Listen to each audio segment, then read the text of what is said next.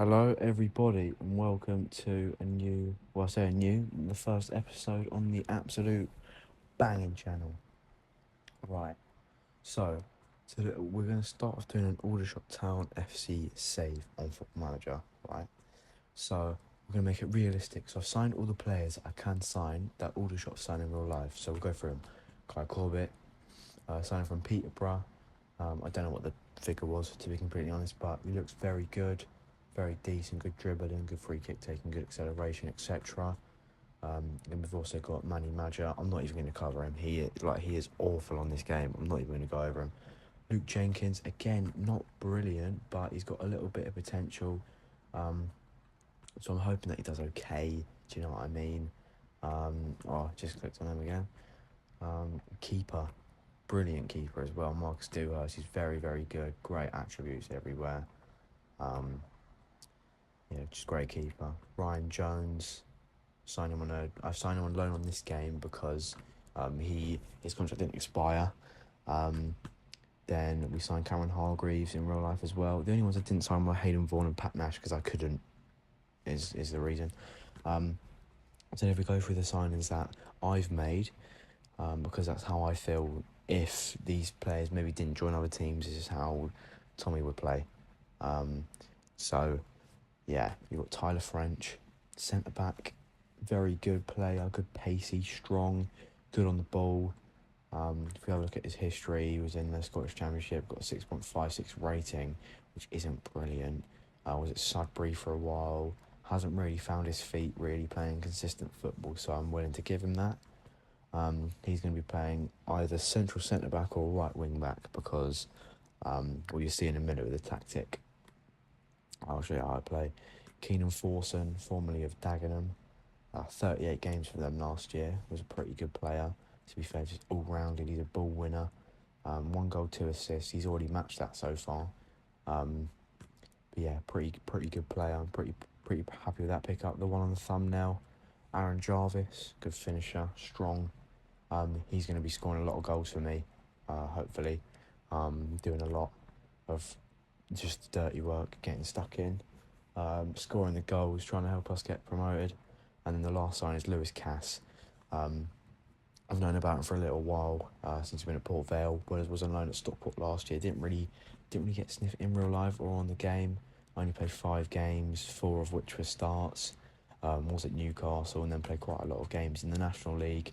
Hasn't quite found his feet elsewhere, so I feel like giving him a little bit of game time in the National League will probably help.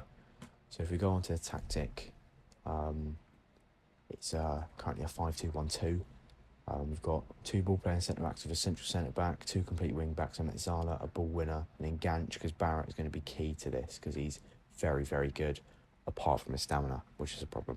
And then we've got Kai Corbett and Aaron Jarvis, 2 strikers, positive, counter-attacking football, trying to make it as realistic as possible. If I was to play full strength, it will be like that. Ollie Scott would then not play. I'd actually have Tyler Frost in the midfield because he's very good as a Metzala. Not Ryan Glover. He actually hasn't signed back for us in real life as of at the minute. So he would start with Barrett, and this would be the 11 that I would play. To be fair, I'd probably put Cass in the middle for a little bit more stability. But overall, this is looking like a good side so far. If we quick pick best 11. As you can see, this is how it would line up. Very different to what I'd play. Tyler French playing as that centre-back. This is what I prefer, but Ollie Harfield needs to play. He's one of my favourite players at the club in real life. So I think it's not a bad side. It's one that I probably would play. But let's have a look at the fixtures so far. I tried arranging quite a few friendlies this year. Some against bigger sides, some against smaller sides. Playing Reading, Everton, Coventry, scoring quite a few goals.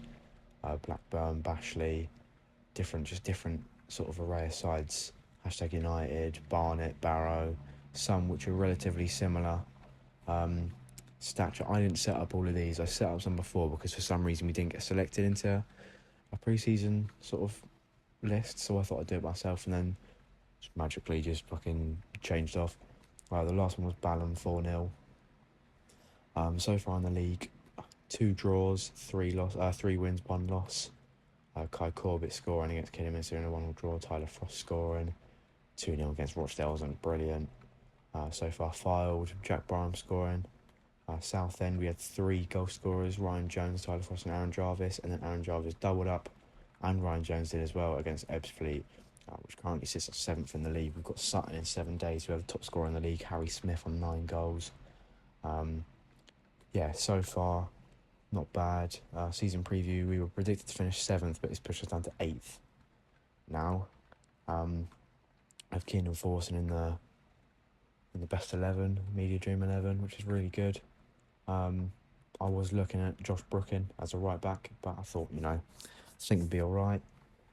So far, good business, good start to the season. I'm liking the tactic, because it's the tactic we play in real life. Next season, depending on where we finish in the league, I might change it and have 2 attacking midfielders rather than 1. But that's how it is for the minute. I'm going to simulate until the start of January, and we'll pick it up from there. Halfway through the season now, 4th of January, currently sat top of the table, 6 points ahead of Woking with a game in hand. So I last left you off in September, roughly the 8th, I believe. We played Sutton.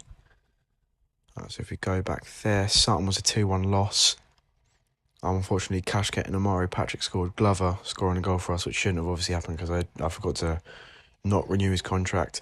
But then we went on a however many game win streak, unbeaten streak here. Maidstone win, Oldham win, South Shields, Woking, Yeovil being the standout 5-0 win there. Halifax, Dartford in the FA Cup.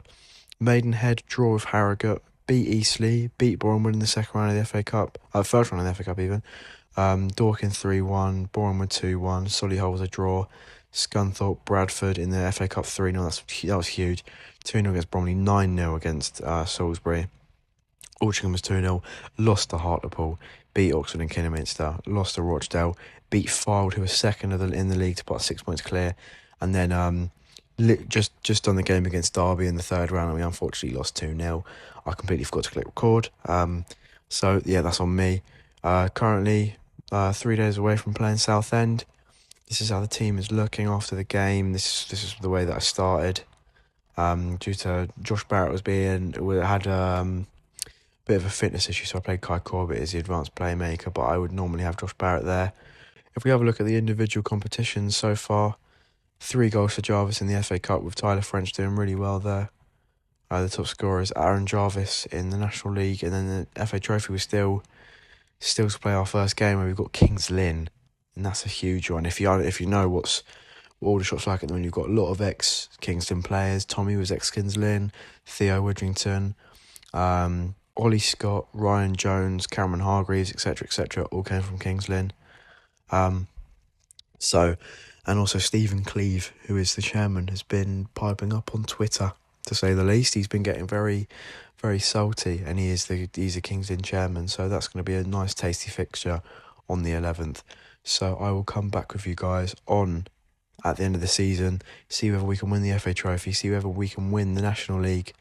After a rocky start, we've managed to solidify ourselves at the top.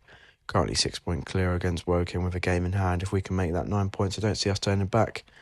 To be completely honest, I haven't made any more signings.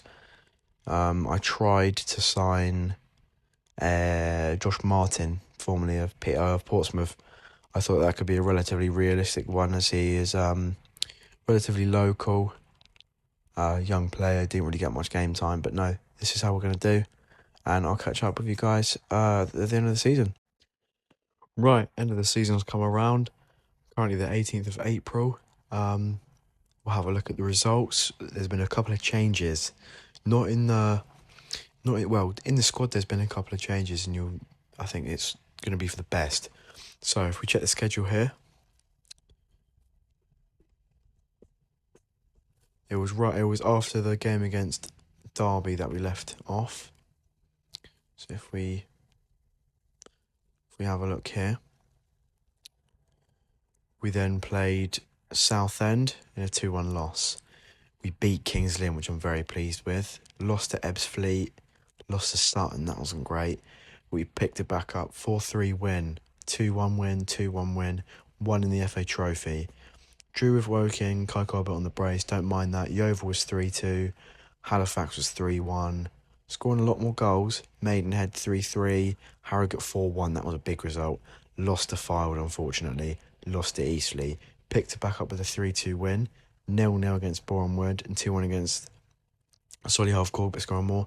8-4 against Scunthorpe. We scored a lot, but we also conceded a lot, which I'm not happy with. 1-1 with Bromley, 4-0 with Altrincham, and last game of the season, 3-1 against Hartlepool, which crowned us National League champions. Jarvis scoring 29 goals, and if we have a look at all the competitions, he was the top scorer for all three. 35 goals in total, I believe. Could be wrong. 36. 13 assists for Ollie Harfield. Highest average rating. Keenan Forster, 92% pass completion rate, and he started a lot. If we have a look here.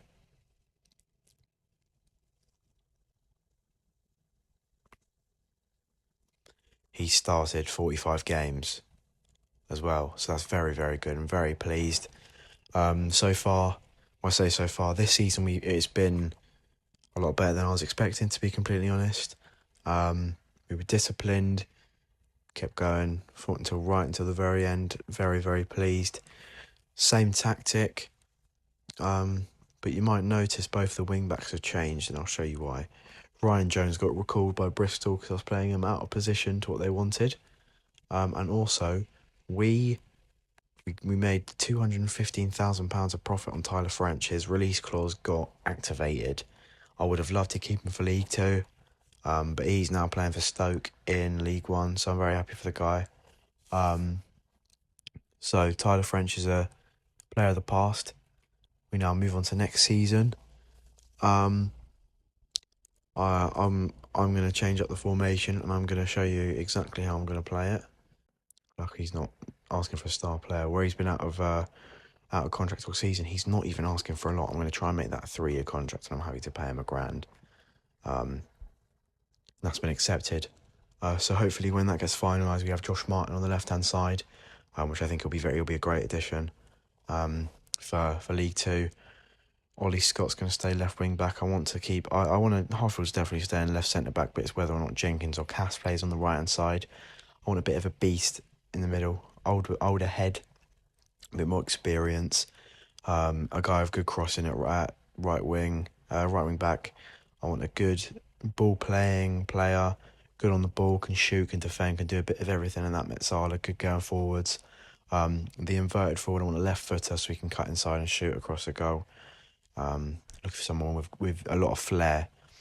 This is a big thing for me with my wingers. I need a bit of flair. So I want to play Armado. I want someone to wind up defence. So these are the 4 positions I'm going to want.